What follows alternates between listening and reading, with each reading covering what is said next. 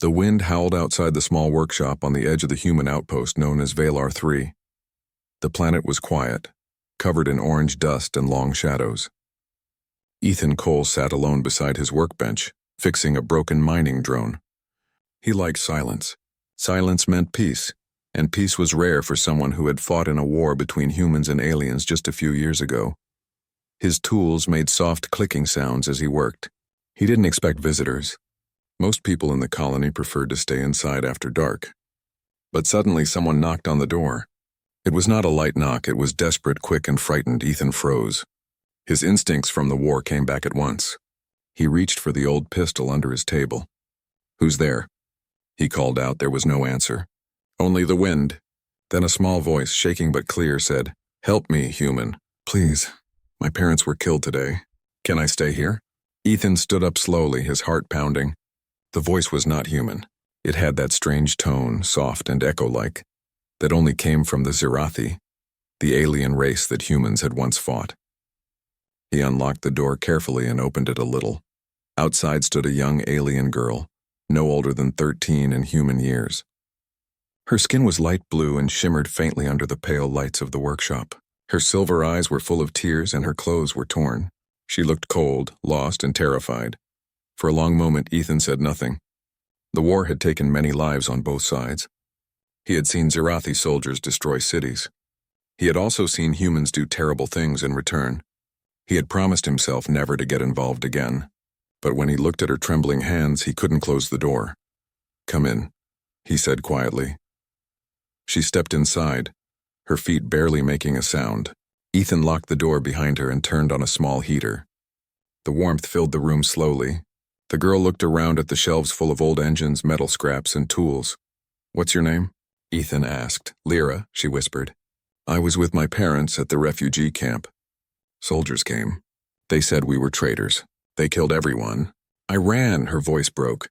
Ethan felt something heavy in his chest. He gave her a chair, poured a cup of water, and handed her a piece of dried food. She accepted it with shaking hands. He studied her for a while. Her face was soft and young, but her eyes looked older, like she had seen too much. Around her neck hung a small chain with a cube attached to it, a tiny silver device that pulsed with weak light. "What's that?" he asked. "My father gave it to me," she said. He said to protect it. "It's important." Ethan didn't press further. He could tell she didn't want to talk about it. Instead, he brought her a blanket and showed her a corner where she could rest. For the first time in months, the workshop didn't feel empty. The sound of her slow breathing filled the space as she fell asleep on the cot. Ethan sat back at his table, pretending to work, but his mind wouldn't stay quiet.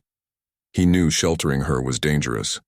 The treaty between humans and Zirathi was fragile. If someone found out he was hiding one of them, especially a refugee, he could be arrested, maybe even executed. But he couldn't throw her out either. He had seen enough death already. Hours passed. The night deepened. Outside, the sound of engines echoed faintly. Ethan frowned and stepped to the window. Far away in the darkness, he saw lights moving in the sky. They weren't colony patrols. The glow was too cold, too sharp. Zirathi drones. He turned off the workshop lights and walked to the sleeping girl. "Lyra," he whispered. "Wake up." She opened her eyes, confused. "What's wrong?" "Drones. They're searching the area." Her face went pale. "They found me," she said in a small voice. "They're coming for me." Ethan crouched beside her. "Why, what's in that cube?" Lyra hesitated, her hands gripping the little device tightly. "I can't tell you, but if they get it, they'll destroy everything my parents died for." Ethan wanted to ask more, but there was no time. He heard the hum of anti-gravity boots outside. Shadows passed by the window. He moved quickly, guiding her toward a trapdoor under the floor, a small storage space filled with cables and old machine parts. "Hide," he said firmly. "Don't make a sound." Lyra nodded and crawled inside. Ethan covered the hatch with a metal sheet and kicked a few boxes over it to hide it completely. Then he turned back to his table, pretending to work as the door shook under a heavy knock. "Open up," a voice ordered. It was deep, mechanical, and commanding. Ethan's pulse quickened. He grabbed his pistol but kept it low. Slowly, he opened the door. 3 Zirathi enforcers stood outside, their armor dark and gleaming. Their visors glowed with red light as they scanned him. The tallest one stepped forward. "Human," it said. We are searching for a fugitive child. She escaped from government custody. Have you seen her? Ethan kept his face calm. A fugitive out here? You must be lost. There's no one but me and a lot of scrap metal. The enforcer tilted its head, scanning the workshop with a device. Your claim will be verified. Ethan forced a small laugh. Go ahead. Just don't break anything valuable.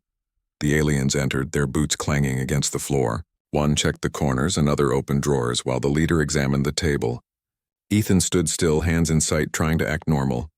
His heartbeat was so loud he thought they might hear it. One of the soldiers walked close to the trapdoor area. Ethan tensed, sweat forming on his neck. The soldier's scanner beeped faintly as it passed over the floor. Organic traces, the enforcer said in its robotic tone. Ethan stepped closer quickly, forcing a grin. Yeah, that's probably from my dog. Died a few months ago. Poor thing used to sleep down there. The soldier looked at him for a long moment, then turned away. Ethan didn't move until all three walked back to the door. If you see the fugitive, the leader said coldly, report at once. She is dangerous. Ethan nodded. Sure, I'll call you first thing in the morning. They left without another word. As the door closed and their steps faded, Ethan finally exhaled. He waited a few seconds, then rushed to the trapdoor and lifted it. Lyra was shaking but alive. They're gone, he said softly. For now. She climbed out, tears in her eyes. You could have given me to them, she whispered. Why didn't you? Ethan looked at her, unsure how to answer. Because I've seen enough innocent people die, he said finally. And I don't like bullies. She nodded slowly, clutching the cube again. They won't stop. They'll come back with more. Ethan glanced at the door, then at the silent night outside. The war might have ended years ago, but tonight, it felt like it was starting again. He loaded his old rifle, checked the ammo, and looked at her with calm determination.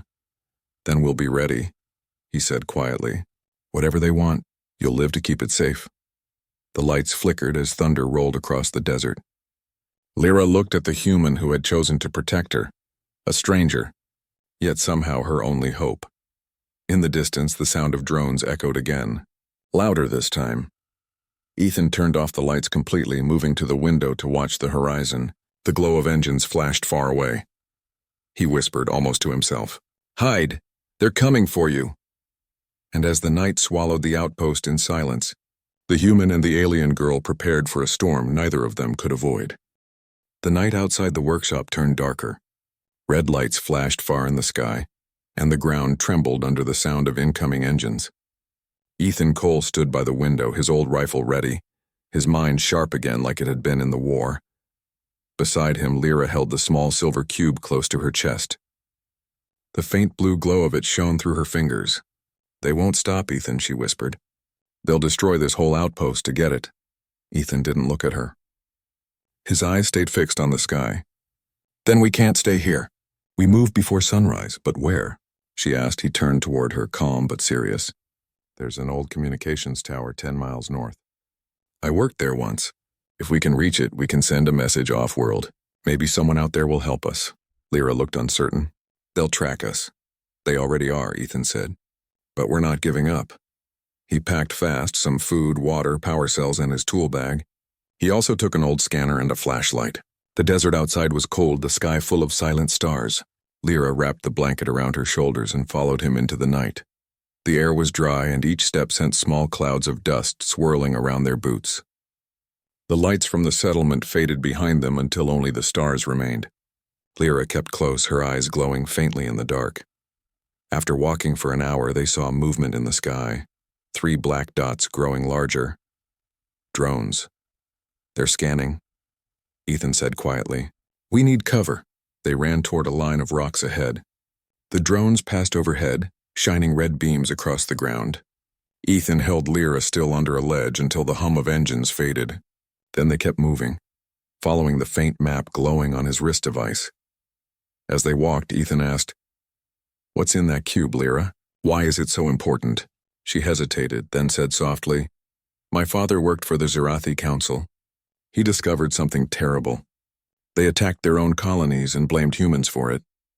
He saved the data inside this cube, proof of their crimes. He told me to keep it safe. No matter what, Ethan understood now. It wasn't just about one refugee girl. The truth she carried could change everything between their species. By dawn, they reached the edge of the wasteland. The communications tower rose high above them, a broken skeleton of steel and rust. But it still stood, its antenna stretching toward the sky. Ethan smiled faintly.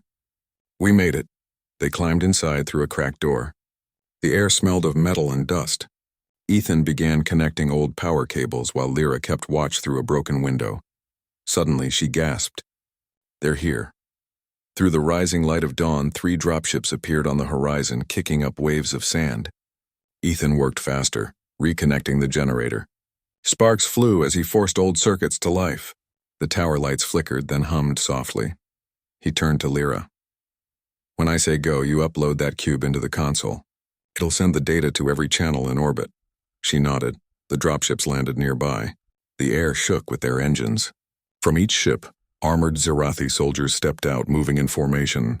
They surrounded the tower. Ethan grabbed his rifle. Stay low, he said. The first laser blast hit the side of the building, scattering sparks. Ethan fired back from a window, taking careful shots to disable weapons instead of killing. He didn't want more blood. He just wanted time. Lyra ducked under a console, clutching the cube. The system isn't ready, she cried. Keep trying, Ethan shouted, reloading. We only need a few minutes. Outside, the soldiers advanced. Their leader, wearing a black mask with glowing red eyes, shouted through a loudspeaker. Give us the child, human, and you may live. Ethan smirked. You'll have to do better than that.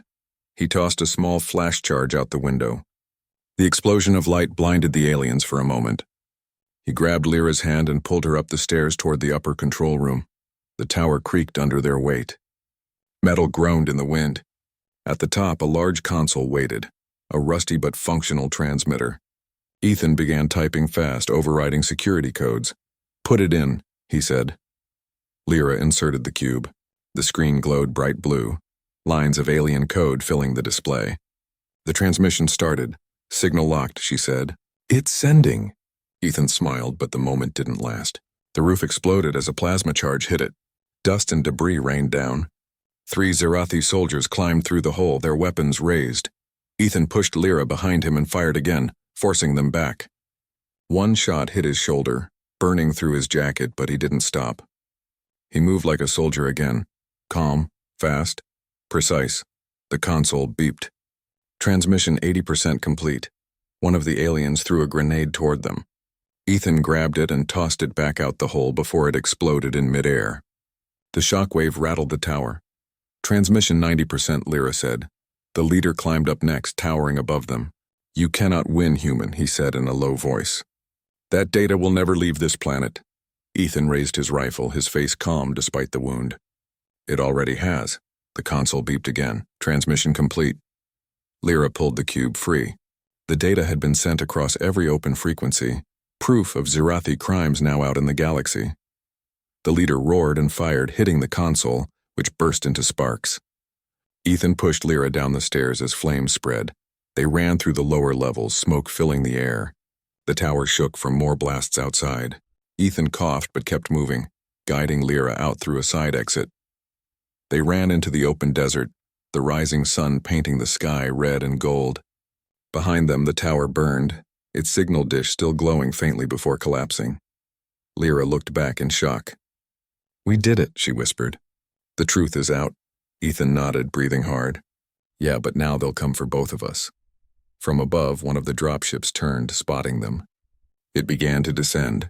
Ethan grabbed Lyra's hand. Run! They sprinted across the dunes. Just when it seemed they would be caught, a new sound filled the air.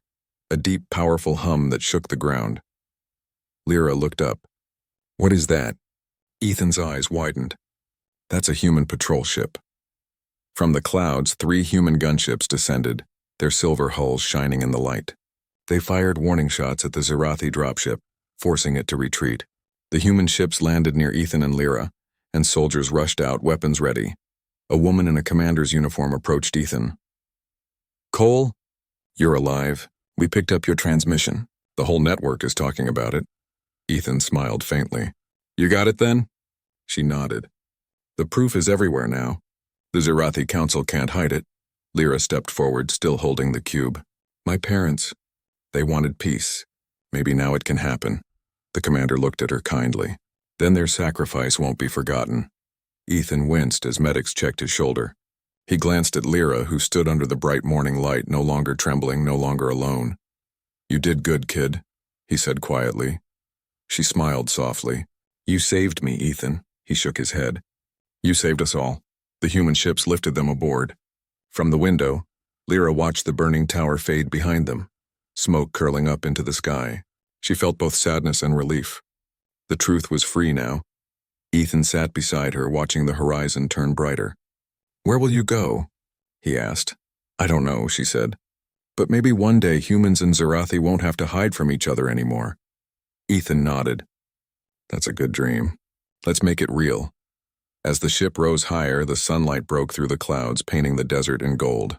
Lyra held the cube close, knowing her parents' voices and memories still lived inside it. For the first time in a long while, she felt safe. Not because she was hidden, but because someone, a human who owed her nothing, had chosen to stand beside her when everyone else turned away. And as they left the planet far below, one truth became clear. Hope was not born from peace treaties or politics. It came from courage, from kindness, from one human who refused to look away when a frightened voice asked, "Can I stay here?"